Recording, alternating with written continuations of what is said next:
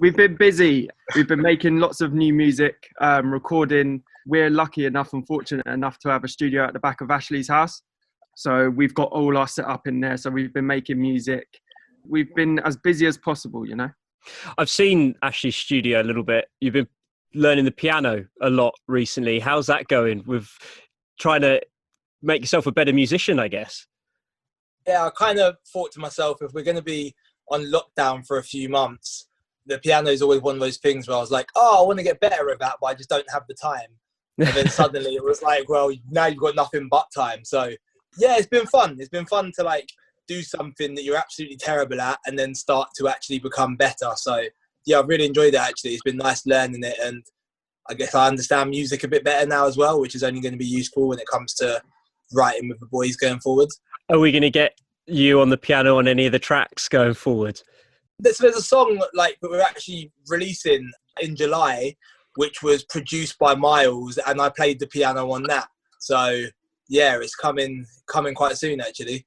How hard was it to get the rest of the guys to sign off on you playing the music as well on the tracks? I'm still not happy with it. It's hard. It's even harder when you're having to produce around the stuff he's made. So yeah. No, he's doing well. He's, to be honest, like he said, he started off of literally not having a clue even how to touch a key on a piano. So he's doing well. He's made my job a lot easier, to be honest, when it comes to production, because I don't know scales and stuff like that.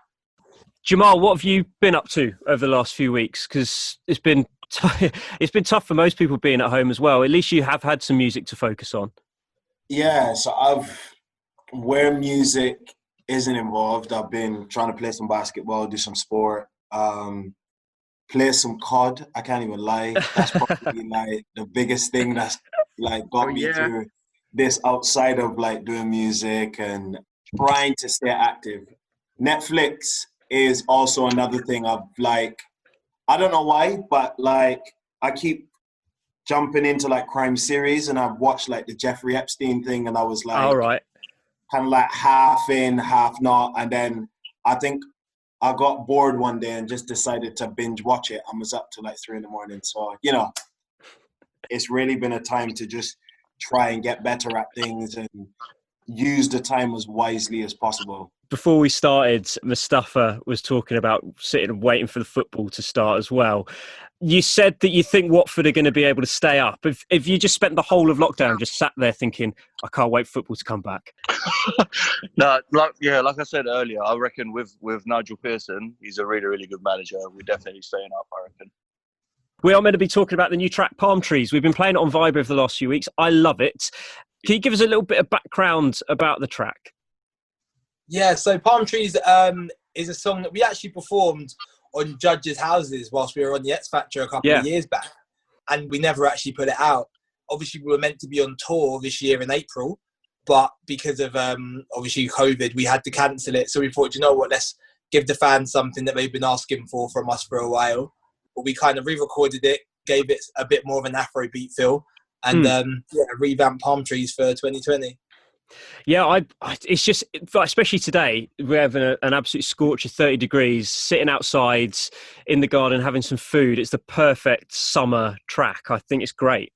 Thank you. No, we really enjoy that song. I think we have from the day we made it a few years back. So yeah, it was only right to release it. I think a lot of my friends outside of the boys obviously have said that that's their favourite track that we've done. So it was a no-brainer, to be honest.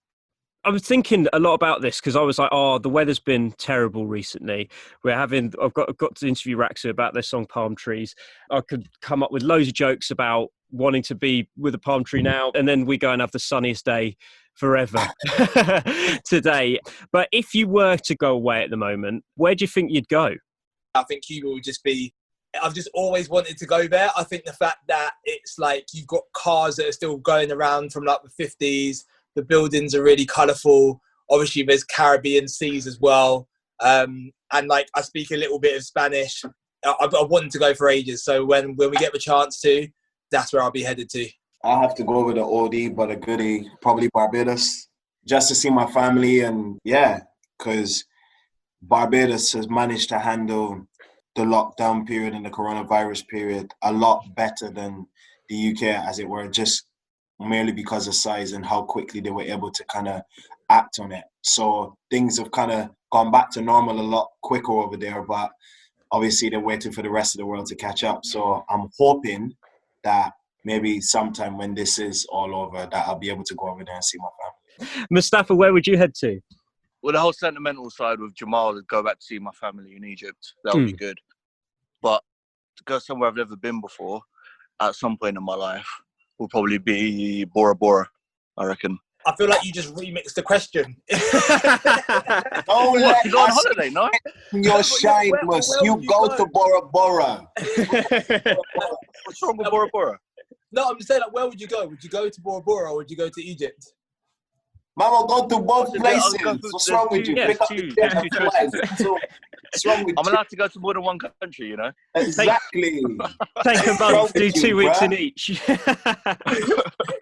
It's palm tree stuff, bro. Miles, where do you think you'd head off to?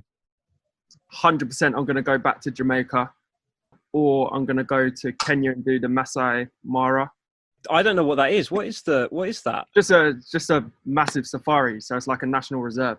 Oh, cool. So you go around in big trucks and you actually drive through like the safari where there's obviously like wildebeest and stuff like that. It'd be sick. Lions and tigers and stuff as well. Lions, Cheetahs. tigers. Oh, And then you can stay on like a built up structure and you'll have like a glass wall, and then giraffes, you can feed the giraffes. It's like to the same height as a giraffe. And you can feed the giraffes in the morning, mate. It's mental. I'd be scared the whole time. Is that the coming out the jungle? Bit braver. I'm a celeb stuff. Yeah, it is. I can conquer the world now. He feeds parrots with his bare hands and things like that. He's all ripped. Haven't thought you want to go back to Aussie? I love to. One of my best mates lives out there anyway. He lives in Sydney, so definitely I'll go out there again. It's just the flight, man. The flight's just so long. With the new song, with Palm Trees coming out, has it been weird releasing a song and not immediately going out and playing it live? Really, really strange. I feel like we feel the strongest connection when we're out in front of the fans as well. And then to kind of compound matters further, obviously the George Floyd murder occurred. That kind of all hit us quite a lot as well. And so I guess we then spent a lot of time talking about the Black Lives Matter movement and what that meant to us. And that came just after we released the song. So it was really weird. It was like we put it out and it almost felt weird because we couldn't go out and perform it. And it didn't even feel 100% right speaking about it at that moment in time either. Yeah. So it was a strange release for sure. Yeah, I've seen you guys quoted in some interviews saying that you might look into releasing some music around racism. Is that something that you're thinking about doing? 100%. So that's the next song that we're going to initially release, I think. When is it, Ash? On the 3rd. 3rd of July. So Cool. That's the song that Ashley gave me the chord progressions for. And then, yeah, we've all written our piece on it as well. And that's the next piece of art we're going to release. I wouldn't call it a song necessarily. It's a piece of art. It's kind of something that we're just venting on, and we want to keep this movement going as much as possible, because I think over recent years or over the years, everybody tends to speak about it there and then in the moment, but then there's no progression. So I think I feel this time is different. It's been almost a month now, and everybody's still fully speaking about it. So I think, yeah, we've got to play our role and keep adding to the movement. And do you feel that by having a song and being able to perform it when you guys are performing your gigs and when you're performing live, that's a way of continuously bringing it up and making the conversation relevant and making sure that people are still continuously learning about it and it's not something that does just go away? Definitely. Yeah, 100%. I think it's really important for us to do it as well, because I think sometimes the perception of these movements can seem like they're coming from places of hurt, places of pain, and sometimes the voices can be loud because of that. Whereas with us, obviously we're fortunate in the lives that we have and in what we do, and we do spend the majority of our time being happy. So I think for us we can deliver the message in another way for ears that may not hear it if it's packaged with such strength and hurt. I suppose we're a lighter voice to speak on the topic, even though what we are saying is still as heavy. Yeah, I'm looking forward to hearing it. You've just mentioned about not being able to play live as well. We've been mentioning that, and with everything that's happening. Now that we've found out that pubs should hopefully lead to venues being able to be opened after the 4th of July, do you have any idea when you might be allowed to go out and do some performances? Our tour has been rearranged for February. Yeah. So that is, as things stand at the moment, that's when we will be on the road again. And we're expecting that would be okay.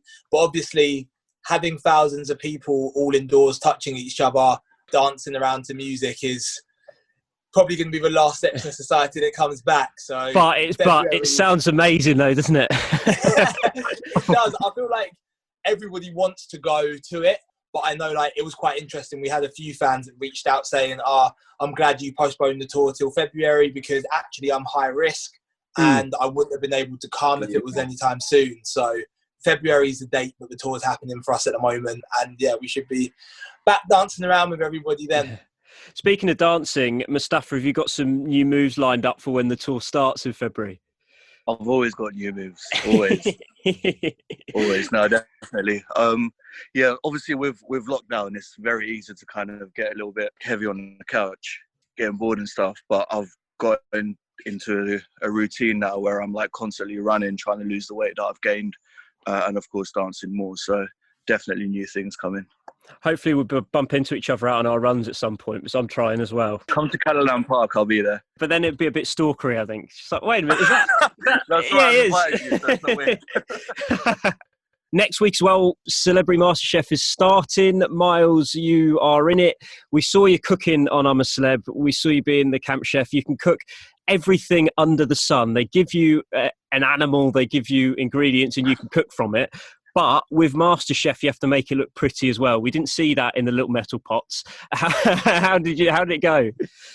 Yeah, it was a great experience. Obviously, I can't tell you the progress of the show. I was going to try and get something out of you, but that'll be nice. Too media trade for them. No, it's a great experience. I think it's going to be a brilliant watch. Obviously, I wasn't cooking any possum in there, so. Yeah, no, it was a great. It was honestly, it was a good experience, and the people that I was grouped up with were amazing people. It is hard. It is very hard. You're not just cooking for yourself or your family. You're cooking for professional chefs, obviously within Greg and John. So, yeah, I was nervous, definitely nervous, but it's going to be a great watch. I'm excited to see what the footage is, what they've obviously recorded and videoed. I'm excited to see how they put it together. What's more challenging, cooking for 12 starving people who are having one proper meal for a day, or being able to take a bit more time, I guess, and cook something fancy for the proper judges? Well, I didn't really want to kill Caitlyn Jenner in the middle of the Australian jungle. So, I mean, that would cut off my luck of becoming the husband of Kendall. So, yeah, I had to. That's true. Jeez. I can't believe where you're going on holiday wasn't LA.